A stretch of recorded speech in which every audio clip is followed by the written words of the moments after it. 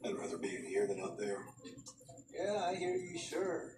Ayan guys, ang ating update ngayong gabi. Nag-update muna tayo dahil meron pa akong 75% na battery na pwede pang umabot yan hanggang bukas ng umaga.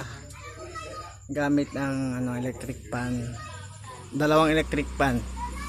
Sa yung standard electric pan na 60 watts. Tsaka meron tayong clip pan na ilang watts ba yun?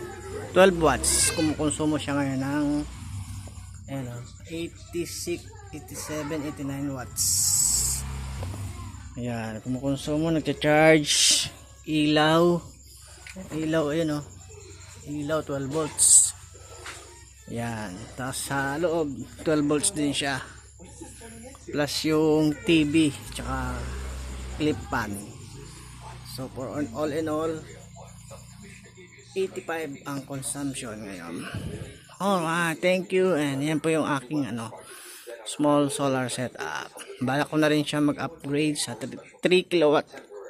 Ayan, kaya ipon muna ako ng budget para makapag-upgrade tayo at para buong bahay na ang gagamit ang magko-consume. Zero Meralco bill lang ang ating target. Alright, thank you.